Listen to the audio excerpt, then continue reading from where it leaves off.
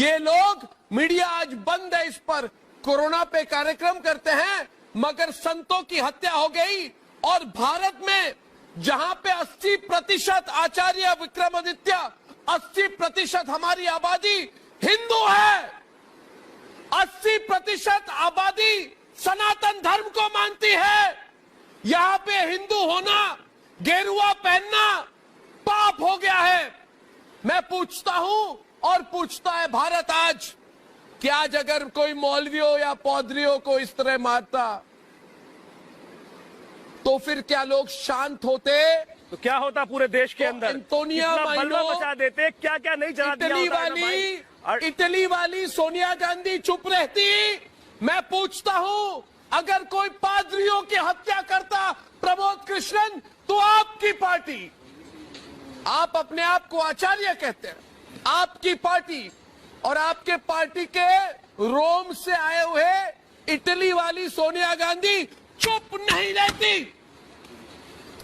आज वो चुप है, मन ही मन में मुझे लगता है वो खुश है। बिल्कुल वो खुश है कि संतों को सड़कों में मारा गया, जहां पे उनकी सरकार है। रिपोर्ट भेजेगी वो इटली में रिपोर्ट भेजेगी। मैं बोल रहा हूं वो इटली में रिपोर्ट भेजेगी। देखिए जहां पे मैंने एक सरकार बना ली वहां पे हिंदू संतों को मैं मरवा रही हूं और वहां से वाहवाही मिलेगी उसको विक्रमादित्य की। वाह बेटा वाह, बहुत अच्छा किया सोनिया गांधी, अंतोनिया माइनो।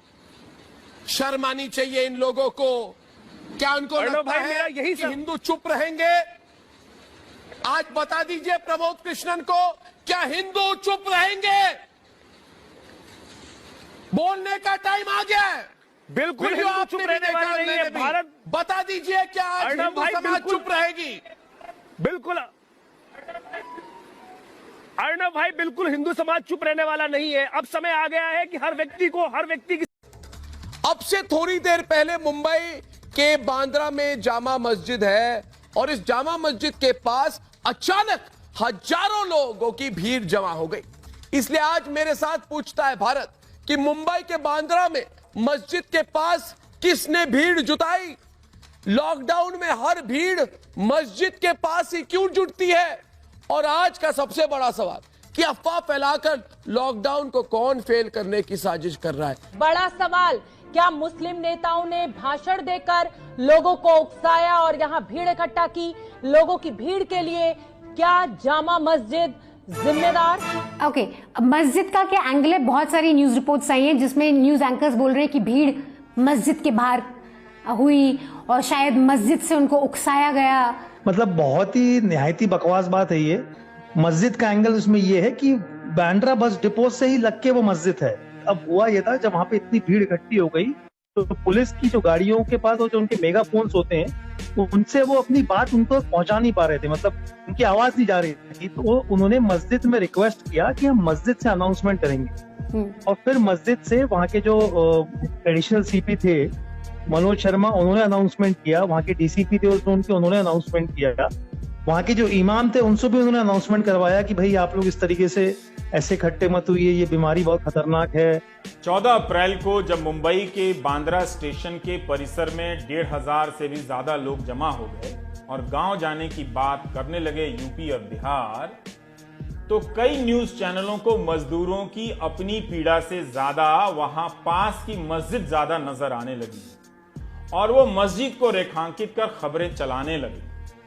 उन्हीं न्यूज चैनलों को उसी वक्त यह नहीं दिखा कि सूरत में भी बड़ी तादाद में मजदूर सड़कों पर निकल आए हैं और प्रशासन के लिए चुनौती के सबब बन गए हैं। वो गांव जाने की जिद करने लगे, कहने लगे कि उनका पेट नहीं भर रहा और अब वो अपनों के करीब जाना चाहते हैं, पर मीडिया के लिए ये खबर नहीं थी।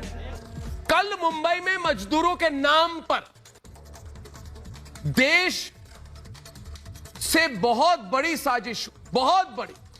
बांद्रा स्टेशन पर जो हजारों लोग आए वो मजदूर नहीं थे। वो कौन थे?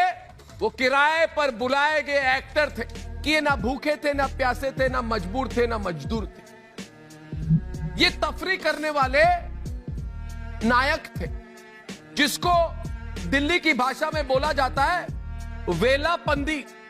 वेलापंदी यानी कि तफरी करने के लिए जैसे लोग मेले पे जाते हैं ना घूमने, मौज करने, ये वेलापंथी कर रहे थे, मौज कर रहे थे, मजे कर रहे थे। ये कोई मजबूर नहीं थे। अर्नब गोस्वामी का ये कहना है कि ये लोग माइग्रेंट लेबर्स थे ही नहीं। You were there on the ground, so please tell us सच क्या है। ये एरिया शास्त्री नगर स्लम का है और वहाँ पे बहुत सारे माइग्रेंट लेबर्स रहते हैं और ये जितने भी लोग वहाँ पे इकट्ठा हुए थे सारी माइग्रेंट लेबर्स हैं। ये वेस्ट बंगाल, बिहार, यूपी और उड़ीसा के माइग्रेंट लेबर्स थे मैक्सिमम इसमें। और ये अधिकतर ये डेली वेज लेबर्स हैं जो कि कंस्ट्रक्शन साइट्स पे काम करते हैं। तो वो जो बोल रहे हैं कि वो माइग्रेंट लेबर नहीं है, तो वो बात बिल्कुल बेईमानी बात कर रहे हैं, मतलब झूठ बात है। वो ऐसी बात बिल्कुल नहीं है, वो माइग्रेंट लेबर्स ही है। खाने पीने का तकलीफ है मैडम, रहने का तकलीफ है। एक रूम में 8 लोग रहते हैं मैडम, और खाने पीने की तकलीफ है। पैसा भी नहीं है, कारोबार नहीं है, घर की भी स्थिति खराब है। इधर से कमाएंगे नहीं, घर वाले क्या खाएंगे। शहर में ऐसे कई मजदूर हैं जो अपने अपने घर वापस जाना चाहते हैं, लेकिन अभी लॉकडाउन के बढ़ने के बाद इनकी मुसीबतें और भी बढ़ गई है और अभी इनको डर है कि कहीं कोरोना से पहले भूख और गरीबी इनकी जान ना ले ले। क्या मजदूर के नाम पर झूठ बोलकर, मजदूर के नाम पर अफवाह फैलाकर मोदी सरकार को इस वक्त बदनाम करने की साजिश हो रही है? क्यों लगातार ये इंप्रेशन जा रहा है? क्योंकि आरएसएस और बीजेपी से खिलाफत है, इसलिए सरकार कुछ भी अच्छा करे उसके खिलाफ खड़े हो जाओ। बांद्रा की घटना भी कुछ उसी तरफ इंगित कर रही है। बांद्रा की घटना भी कुछ उसी तरह इंगित कर रही है। क्या बांद्रा की भीड़ को किसी साजिश के तहत इकट्ठा किया गया था? एक बड़ा सवाल यह भी है कि मुंबई से उत्तर प्रदेश और बिहार जाने के लिए ट्रेनें मुंबई के सीएसटी और दादर जैसे रेलवे स्टेशन से जाती हैं, वहां से चलती हैं, तो फिर उत्तर प्रदेश, बिहार और पश्चिम बंगाल के प्रवासी मजदूर बांद्रा रेलवे स्टेशन पर इकट्ठा क्यों हुए? सबसे बड़ी बात यह है कि जो लोग बांद्रा स्टेशन पर इकट्ठा हुए थे उन लोगों के पास कोई सामान नहीं था। ये लोग ना तो अपने परिवारों के साथ आए थे, ना अपना कोई सामान लेकर आए थे। अगर ये अपना घर जाना चाहते थे, ट्रेन में जाना चाहते थे, तो कुछ सामान तो लेकर आते। देखिए, ये जो भीड़ है ये बांद्रा स्टेशन के उधर नहीं, ये बांद्रा बस डिपो है, ये वहां पे थे ये लोग। और ये जो इनका जो शास्त्री नगर का एरिया है, ये बेसिकली वहां पे एक ओल्ड स्लॉटर हाउस कंपाउंड एक इलाका है, वो उसमें आता है ये। और ये बिल्कुल सटा हुआ है बांद्रा बस डिपो से, तो वहां पे ना ही कोई ऐसे बैरियर्स हैं ना ही कुछ, तो वो लोग वहां पे इकट्ठे होते चले गए।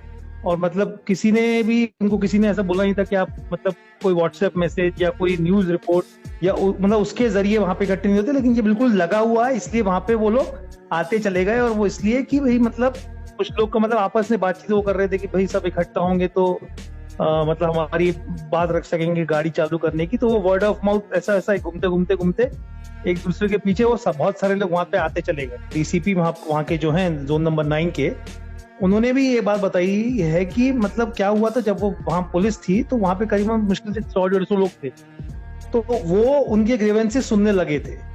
तो जब उनसे वो उनकी बातें कर रहे थे तो उनको देख के और भी लोग वहां से जुड़ते चले गए, आते गए। एक उन्होंने बोला कि इसका ये एक एक्सपेक्ट ये भी है। और जो लोग कह रहे हैं कि उन्होंने सूटकेसेस नहीं, उनके हाथ में सामान नहीं था, सूटकेस नहीं था, वो इसलिए था क्योंकि वो लोग घर वापस नहीं जा रहे थे। वो लोग वहां इसलिए इकट्ठे हुए थे क्योंकि वो अपनी बात बताना चाह रहे थे अथॉरिटीज को। तो इस वजह से उनके पास सवाल ही नहीं उठता कि उनके हाथ में सूटकेस होगा या उनके हाथ में बैग होगा, वो जा ही नहीं रहे थे घर पे। दोस्तों, ये समझिए ये पूरी अंतरराष्ट्रीय साजिश है भारत के खिलाफ। ये भारत की छवि खराब करना चाहते हैं, कहकर कि भारत में ना पैसे हैं ना खाना है, सब मजदूर, सब पर बेरहमी हो रही है। ये सब झूठ है।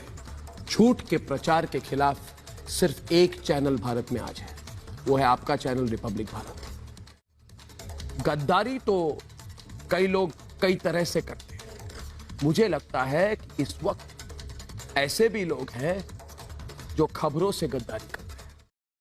इस वीडियो के सामने आने के बाद सवाल तो बनता ही है, अगर हम करें तो करें क्या, बोले तो बोले क्या? ये पूछता है भारत, और पूछता है भारत ये भी कि क्यों पूछता है भारत।